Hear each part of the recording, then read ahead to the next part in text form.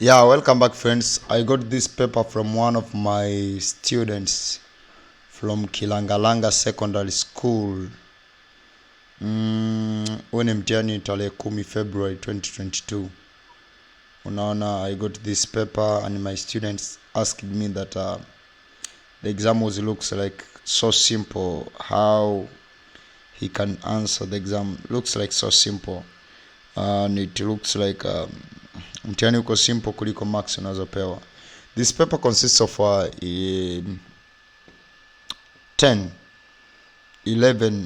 questions, consists of 11 questions in section A and B.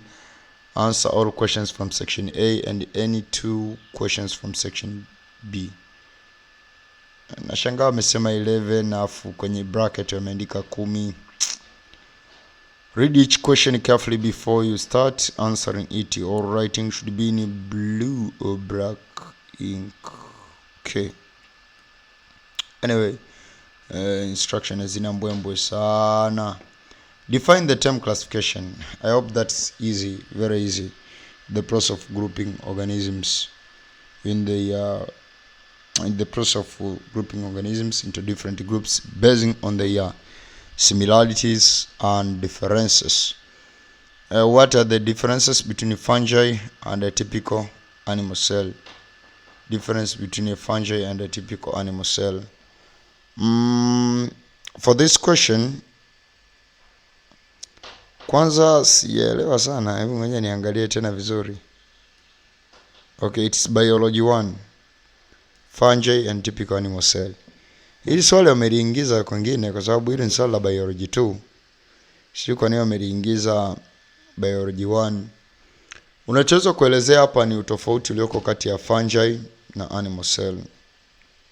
Utofauti ulioko kati ya fungi na animal cell, kwa sababu hata tukisema tuliescape lingeweza kutolewa paper 2 na likakuhitaji vile vile ulijibu. Kuhusu fungi na typical animal cell, kwanza ni presence of cell wall. The fungi they have cell wall, typical animal cell does not have cell wall. Unaona, and I think these answers ziko kwenye notes za classification ambazo nilitumia kufundishia, if I'm not mistaken. Nakumbuka ni kama ziko kwenye notes. Ngoja tujaribu kufungua notes hapa tuone notes za classification kwenye fungi. Mwishoni kuna features ambazo zinafananisha fungi na wengine fungi. Mwishoni phylum of kingdom fungi, and then naona tuone hapa kuna phylums, distinctive features, muca, ascomycota, adaptation ya uyoga, basidiomycota, general distinctive, agricus, economic importance. Okay. Fungi is plant, fungi is animal. Difference between fungi and animal, difference between fungi and plant, and difference between fungi and animal. Ni hapa. Animal they are motile. Animal waitaka sorry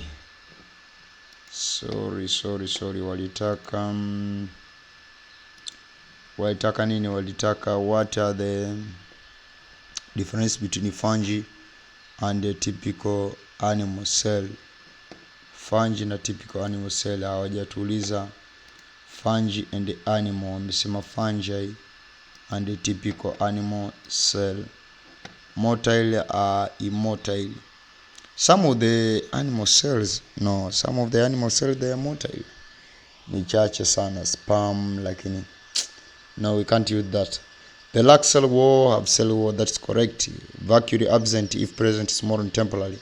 Have large and permanent vacuole. I think these two features they are prominent, and they can be used more accurate as compared to the first one, which is motility. So hilo ndo lilikuwa swali ambalo la kuuliza difference kati ya fungus na animal. B, draw a cross section of flower diagram of hibiscus flower. Regarding the flower diagram, actually I can't touch much of the flower diagram. Hibiscus flower, it's easier kwa sababu tunamfahamu hibiscus from O level. Yani hibiscus tumecheza naye toka tuko wadogo sana. Hibiscus. So tunamfahamu sana hibiscus, kiwango ambacho sio kitu cha kushangaa tukiambiwa nini hibiscus.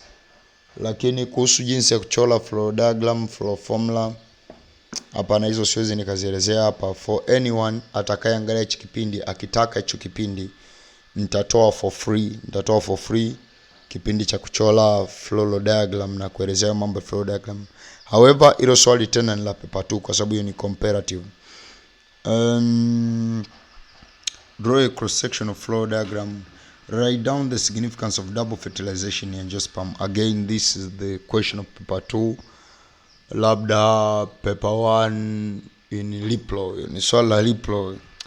Wewe mwalimu kiufupi uko rough. Unajua I love nectar kwa sababu huwa wako vizuri. Swali la Liplo anaweka Liplo, swali la huko anaweka. Sasa huyu mara double fertilization in angiosperm. Double fertilization na advantage zake ziko, lakini hilo ni swali la Liplo ambalo I say this teacher was very rough. Unaona, nikienda kufungua hapa Liplo double fertilization, acha tuone double fertilization katika Liplo. Tuone hapa double fertilization hapa. Significance of double fertilization is hapa. Formation of triploid primal endosperm gives stimulus to the plant due to which ovary develop. It restores the diploid condition. That formation of diploid zygote brings about the combination of characteristics results in variation among offspring. Significance of double fertilization. Kwa unachoweza kuona huyu mwalimu alikuwa yuko laugh, maswali part 2 anapeleka paper 1 anapeleka paper 2, which is very bad. Kwa hiyo mwalimu alikuwa yuko rough sana. And then from there, number 2A, state the Daniel-Davison model and its weakness. The Daniel-Davison model and its weakness. Daniel-Davison model. Yeah, it's easy. Una state Daniel-Davison model, and it's good if you draw the diagram also of the Daniel-Davison model, which believes the cell, it has the protein covering the phospholipid bilayer. The protein is not embedded, but the protein completely covered the phospholipid bilayer. Kwanza, it believes the cell, it has the 3 components of this, all the 3 layers, the carbohydrate, the lipid, and the protein. And also it tells us the protein, it covered all of the phospholipid bilayer. And the diagram of the Daniel-Davison model, it's one among the very famous diagram, which is even very easy to memorize. The weakness of the Daniel-Davison model, I think these are the one among the most common points ambazo zinajulikana. Sijajua kwa wanafunzi wengine, lakini for those ambao wamesoma cytology kweli, unajua it's very bad kwenda kusolve mitihani kama huko competent, kwa sababu maswali kama haya ni very common too. Unaona. And B, if chloroplast were to perform the function of mitochondria, what modification would it require? Again, this paper, it's very easy. I can't talk of these chloroplast were to perform the function of mitochondria. Ni swali tu kinyume cha lile ambalo if mitochondria would perform the function of chloroplast. Issue ni kwamba chloroplast and mitochondria, they are similar, and they just require a few modifications. For example, in chloroplast, we must remove the glanna, and we must replace the the internal membrane of mitochondria with the crestae. Unaona, adaptation like crestae which increase surface area for the electron transport chain. The stroma should be replaced with a matrix having the enzyme for the Krebs cycle. Unaona, membranes of chloroplast must be permeable to the requirement of the raw materials of respiration rather than those of photosynthesis. It must be adapted for production of ATP in large quantities and other adaptations of mitochondria. Kwa hiyo ni vitu kama hivyo. It's like unabadilisha adaptations of chloroplast unaziweka adaptations of mitochondria. Apart from euglena, which other organisms is considered to belong to obsolete kingdom? Give reason. Euglena ni Protoctista. Which other organism is considered to be to the obsolete kingdom? Give reason. Euglena ni Protoctista, lakini hilo neno tu obsolete hapo ni Kiingereza ambacho kidogo kimenichanganya, but nitaelezea sana wakati mwingine. Explain in detail two characteristics of a nerve cell au nerve tissues. Kuna excitability na propagation. Excitability, they are excitable and they can propagate. They can be excited and they can propagate that excitation to different parts of the body. Explain in detail. Hizo unaweza kuzielezea vizuri sana kisoma notes zangu za coordination. Define the following term within reference to the nervous coordination. With the reference to the nervous coordination, define the following terms. Temporal summation and acetylcholine. Temporal summation define, lakini pia utaelezea under what condition temporal summation huwa inatokea. Under what condition temporal summation huwa inatokea. If possible unaweza kuweka hata diagram inayoelezea temporal summation. Kuhusu acetylcholine nayo utaelezea what is acetylcholine, what the importance of acetylcholine, how does it transfer the nerve impulse. A little bit utaenda kugusa na kwenye synapse kule kwamba during the nerve impulse inavyoreach pale acetylcholine is released and then it is digested, it goes back, it is synthesized again na vitu kama hivyo hapo. Explain the mechanism controlling the amount of light entering the eye. Hiyo ni accommodation ambayo ina two mechanisms za kuifanya. Kwenye notes zimeelezewa vizuri sana. Why is it advantageous to respire glycogen than glucose?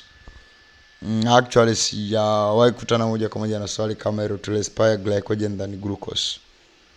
It's true, glycogen kuna namna ambayo inakuwa imefika stage fulani as compared with glucose, lakini hilo swali kwa kuwa na max 10 haiendi sana.